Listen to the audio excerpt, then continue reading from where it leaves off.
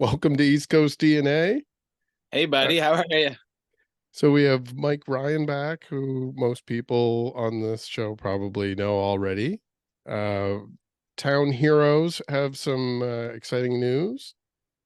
Yeah. We got a new single coming out Friday, November 24th.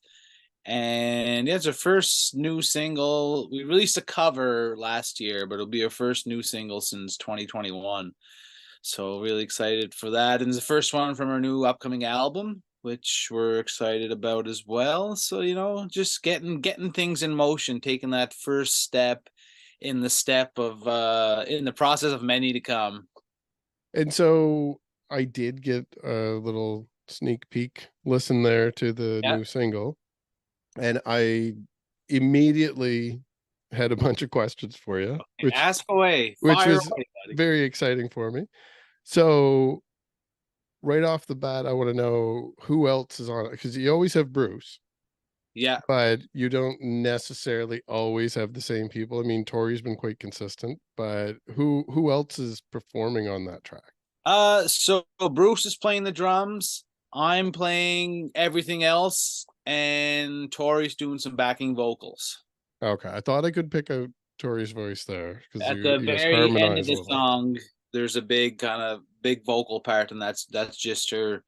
So I can get to lean back and just play, and she can sing her ass off. And so you did the bass parts on this as well, then. Yeah. So that is probably where, like, you typically follow that format when you're recording a new song.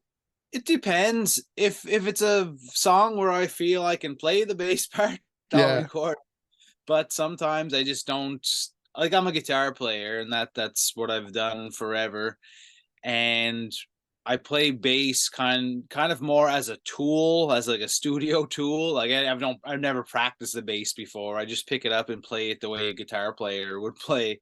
So certain songs like that, that's fine. Like, I understand the principles of how a bass is supposed to be played, but I don't have an amazing feel for certain types of songs. But if it's the right type of song, I can certainly do it. But when I can't, I'll have anyone play it that can really.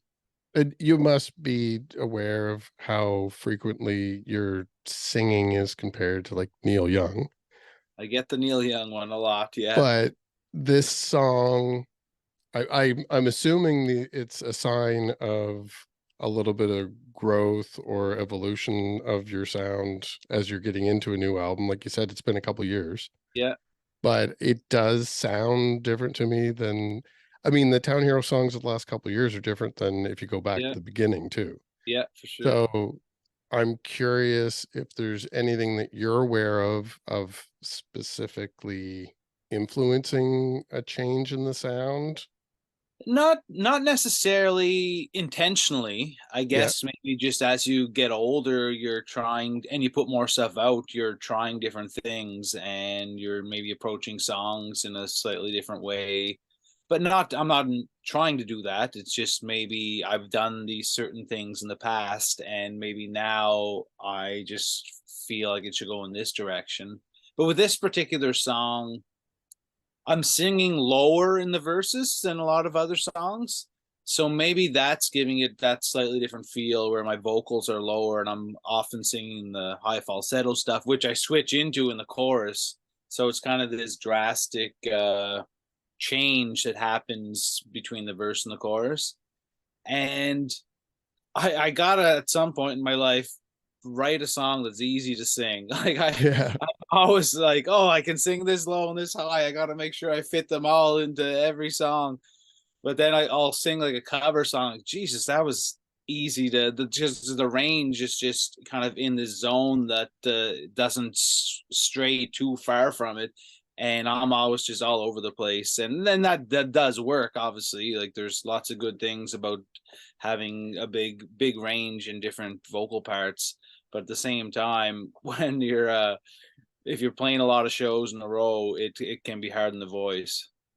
I was kind of like in the first part of the song when I noticed it had a little bit of a different sound, I was like, "Oh, Yeah. is he purposely trying to go for a different vocal sound?" But then I did hear where you were switching the range a little Yeah. around. I'm like, "Okay, yeah, no, that's it." But outside of that and the bass, even the drums has a little bit of a different sound. But it could be that personally, I've probably seen you in a lot of different formations Yeah. over the last couple of years too. Yeah. Maybe it's just because it's a studio recording. I think the song itself has maybe a slightly different feel than some of her other songs too. It's got some, I don't know if I'd want to call it funk, but maybe like a little bit of that vibe in it where there's a lot of drum and bass groove happening. And in our earlier stuff, it was just we had no bass, so it was just Mhm, guitar and drums and a really thick sounding guitar with some low end through some pedal tricks.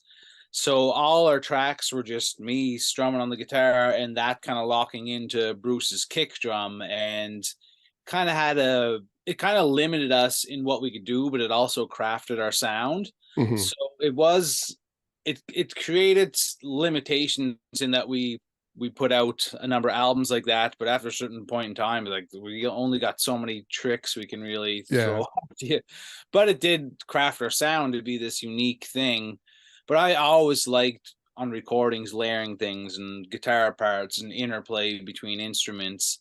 And when we expanded to have additional people playing with us, it was allowing us to create those different sounds and bring in a trumpet if we think it sounds cool or whatever may work. And I think this song just being on our seventh album, which is crazy to say, yeah. just kind of exploring some new avenues that we never really went down before. And this song itself is, like I said, has a little funk to it. Maybe someone else who heard it threw in a disco vibe, and I wasn't even going for either of these things. It's just songs just come out the way they do sometimes, and that's just how they go. You just roll with it. You're not in control of it yourself sometimes. Yeah. Now the disco thing, I wouldn't have used that word, but I Yeah, can kinda see where it's coming from, and, like, you're probably using the word groove, yeah, yeah, but I was kinda curious. I know where I follow your podcast as well. yeah, So, you've had Craig Mercer on there. yeah, I'm curious if you were hanging out with him and if there's any influence or if you were digging out some old Jimmy Swift or even maybe if like you've been around in that scene, like back PF stations. So, like there's yeah, always been that sound was around yeah, for and I sure. haven't heard much of it the last couple of years, but I've noticed a few bands have been experimenting with that lately. Is that maybe an unintentional influence that's kind of snuck back in? It's definitely possible.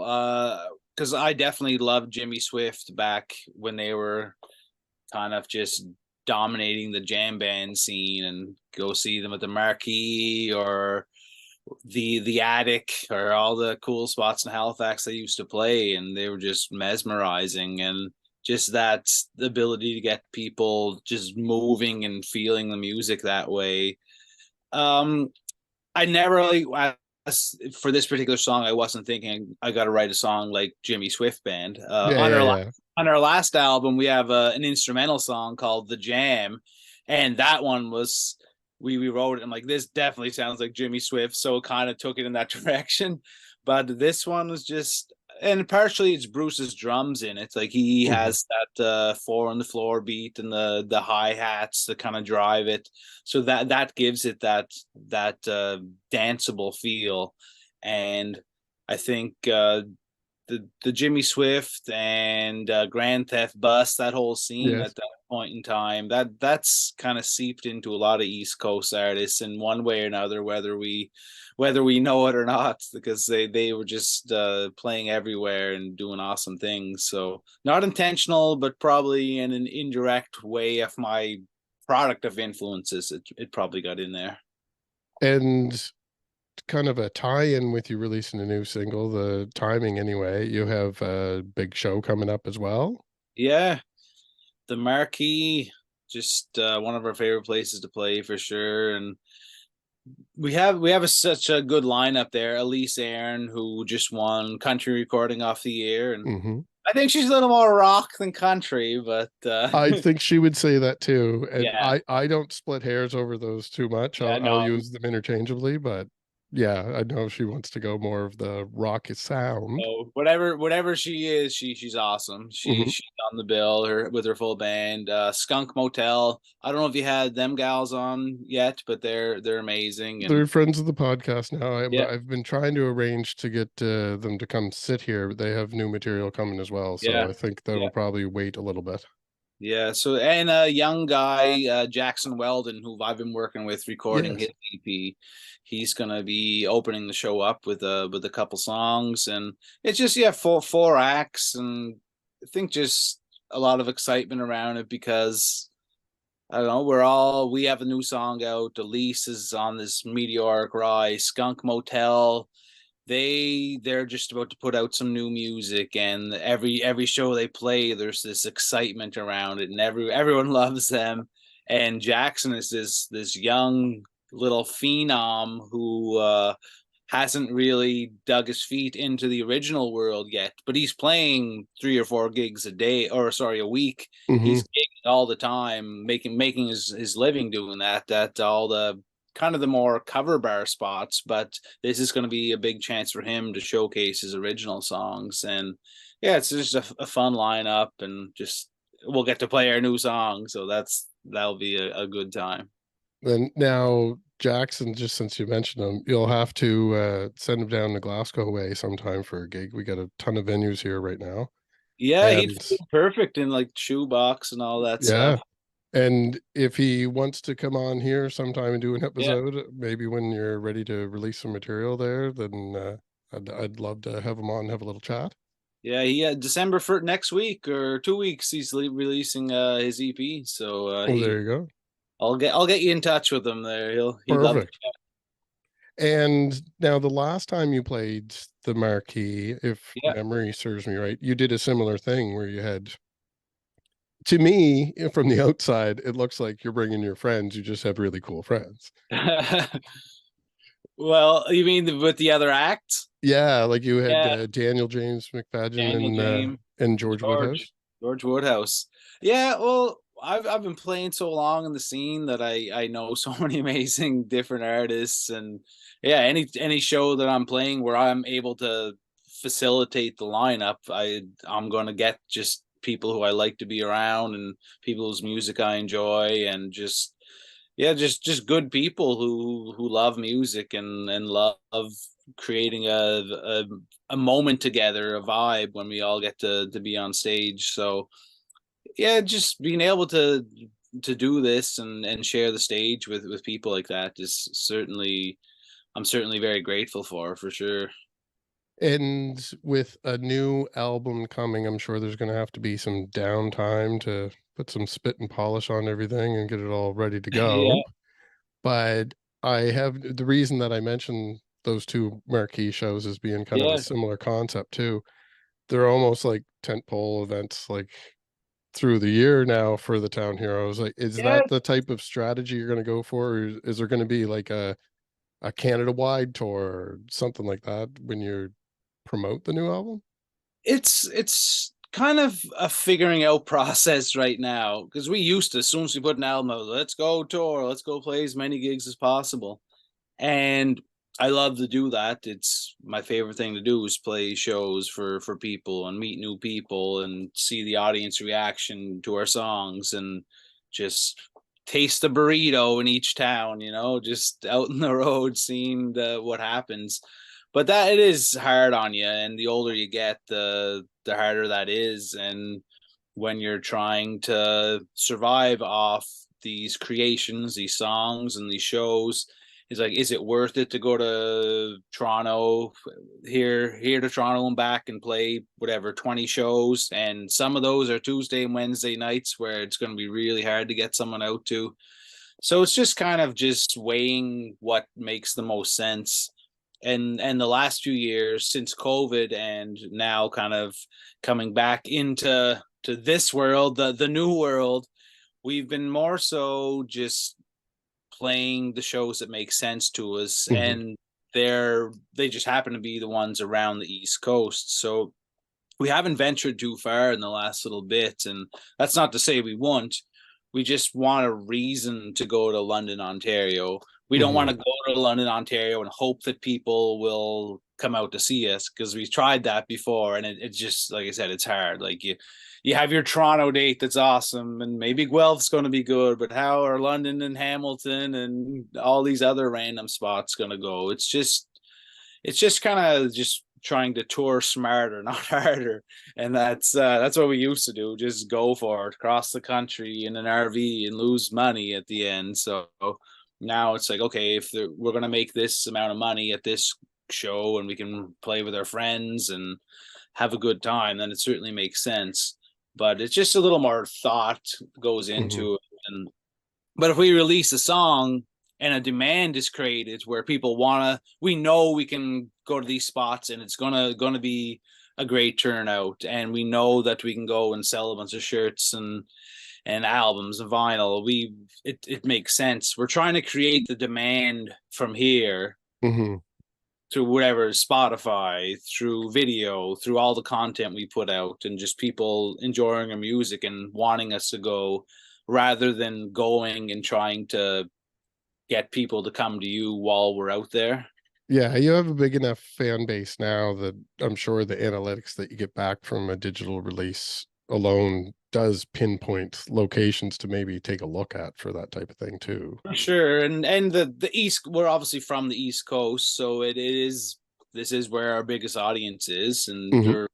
there's pockets like we can go to Calgary and do awesome because we know a lot of people there and we played there a number of times and had awesome shows. But does it make sense to fly to Calgary for one gig, or we're going to go there and do a tour around? And yeah, it's just figuring out what the best approach is, because we don't have to beat ourselves down touring. We can be working 24 hours a day, 7 days a week on different stuff that isn't touring if we want. Like there's an endless amount of work to be done in the music world, and it doesn't have Yeah. to just be touring. Like we can work on videos, we can work on different content creation and reaching new people through social media, and then growing that way, and then sending ourselves out there with a better chance of success.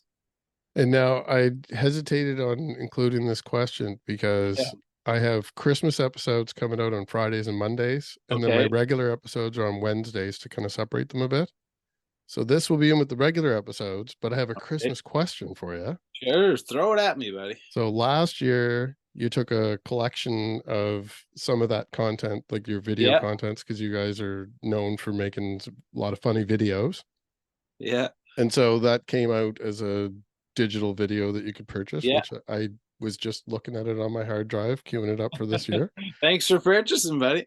So this year, are you planning to do more Christmas related content? I know there will be more content for sure with new material coming. Yeah, well, we will release that again, like, because we put a lot, not a lot, but a fair bit of work into that to Yeah. create a thing that turned out pretty good. Like it got a good response, and but the only way it's available is through purchase so far, and Hmm. that was the first time we ever did anything like that, because 100% of the videos before that were just uploaded to Facebook and free, and we just wanted to experiment with something to see if there would be people interested in purchasing something, and make it that's the only way you can get it. Hmm. So you buy that and okay, yeah, it's not going to be out for free in a week. So yeah, we that was just kind of an experiment, and it went really well. And that's something, if you buy it once, you have it forever, and you can Yeah. watch at Christmas, or you can watch it in July if you want to. You're allowed to. But I think we'll do just some more fun Christmas videos. We recorded some from songs in the past, some cover versions of Christmas songs, and yeah, they went good. And every Christmas, people will tune in and listen to them. But I think we have a couple funny Christmas songs that we might make another video or two for. Awesome. That's something that I'm personally going to be looking for. I don't know what it is about Christmas this year specifically, but I decided to do so many episodes that I'm kind of living in the Christmas spirit right now. You're doing 3 a week then? Yeah. Yeah, Yeah.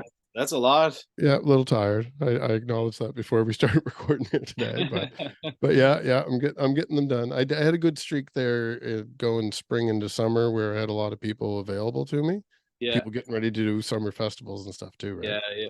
And then was at the last couple of music weeks, and now it's starting to ramp up again with people recording and getting ready to promote stuff in the spring. So get the Christmas Well, ones in there now, and in the new year, probably gonna try something a little new so we can get even more names out there for people. well, it's very appreciated what you do for the artists here in the East Coast, Darcy. It's you're really shining a light on what people are doing here, and not many people are doing that at all. You're kind of leading the charge there, so No, I appreciate it. I very know many thanks to you. there's a few others out there. When people say that, I usually start to rhyme off a list, but Yeah. you and Christian are at the top of the list for your podcast. I'm like, well, they have one too, and they interview people. But We you do just bands though. We're all yeah, over the map though. So if in terms of music, you're at the forefront for yeah, sure. I've definitely put myself in a niche over here. Now, that is a good segue actually, because outside of your work with the Town Heroes, Yeah, like you have solo work. I mentioned the podcast, yeah, but one thing I don't very often hear about is you as a writer. Now, I have your yeah. book that kind of spawned the podcast, but you do fiction writing as well? I do.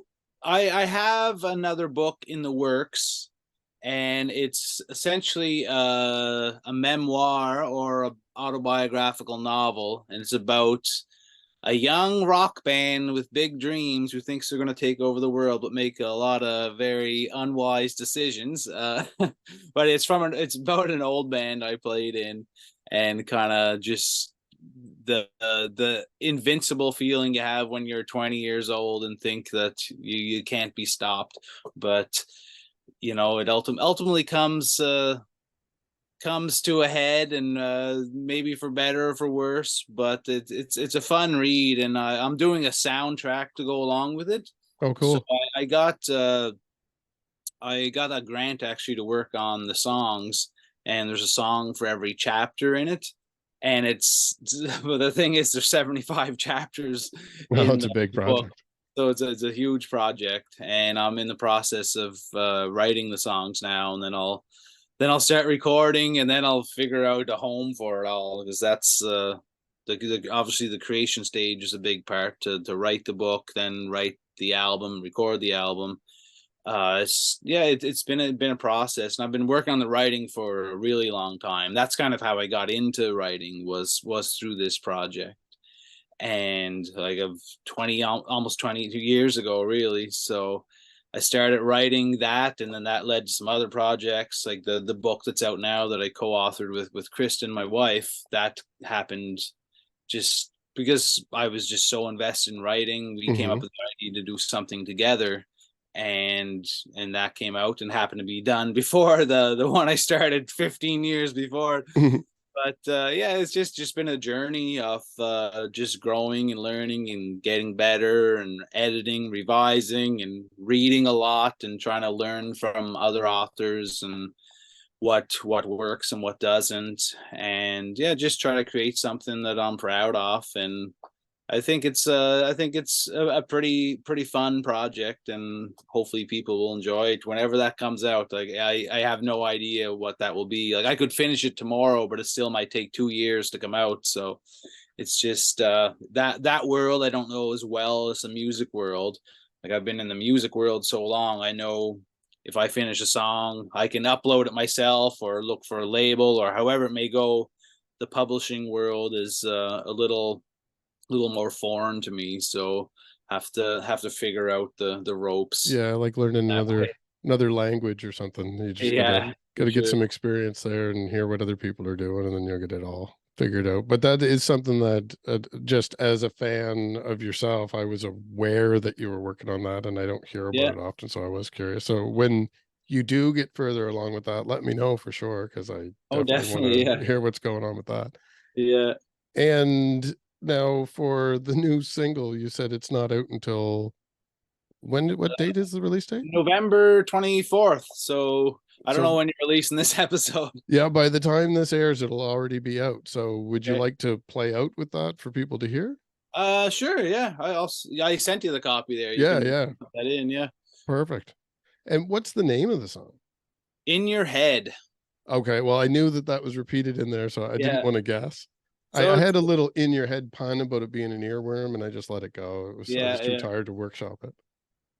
It's a song essentially about kind of zooming out and looking down at your life from 30,000 feet, as they say, with a different perspective, and realizing that a lot of the things that we get stressed out about and we get anxious over are things that don't really matter in the end, that we can just kind of move on past and be okay with and be grateful for what's around us. But yeah, I think it's just, and it's a fun way to say that. It's kind of just a disco version of an analytical song, I guess. It's something that would definitely be relatable, but for myself, from my perspective, I think it is something that people in public just need to be generally reminded of, because it's not Yeah, that long ago everything was shut down, yeah, and everybody seemed to have that in their face of what really matters to them yeah, individually. And now that we're starting to get a little bit of distance from that, we're starting to see a lot of human nature start to come back that yeah. maybe isn't necessarily the most positive things out there. So And even people who sunk into those values, like the good values for a while, like as soon as things turned back into the normal world, they just kind of fell back into the old yeah, pattern that yeah. don't aid them. And hopefully hopefully there's people out there who have been able to carry that on. I know there certainly are, the just the being grateful for what we have. And even in the hardest times of COVID, we truly have it better than most people in the world. Us, we're chatting through computers here, Yeah. and Yeah. we're in homes that are nice and warm. Like there's a lot of unfortunate stuff happening in the world and in Nova Scotia even. So I think most people take for granted how lucky we truly are.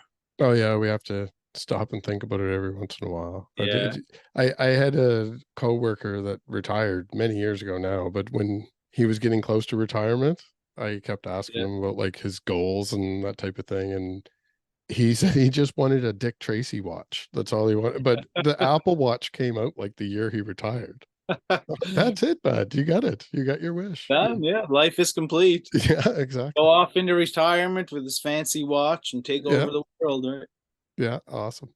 So people can go out and get tickets. This will be out before the show. Yeah, yeah. So people will fall in love with this new single here in a moment.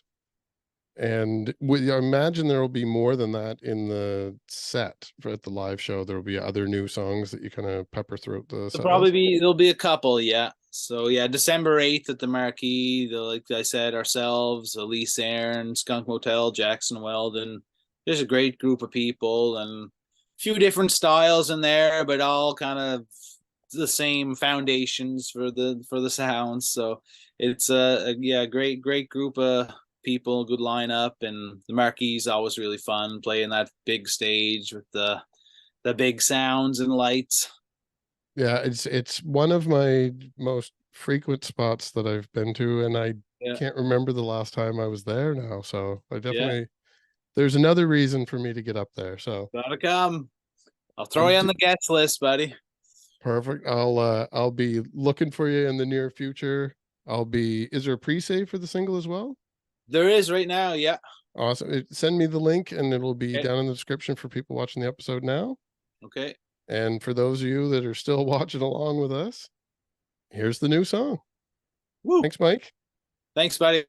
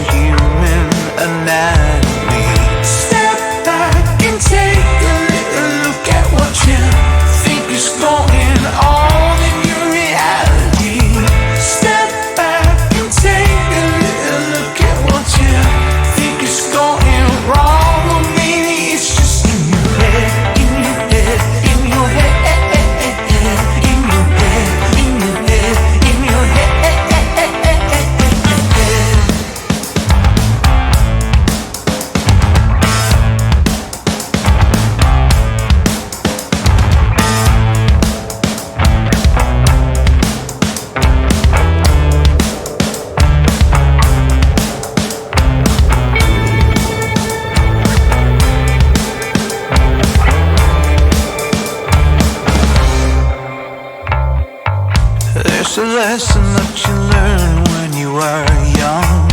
Don't believe in every little thing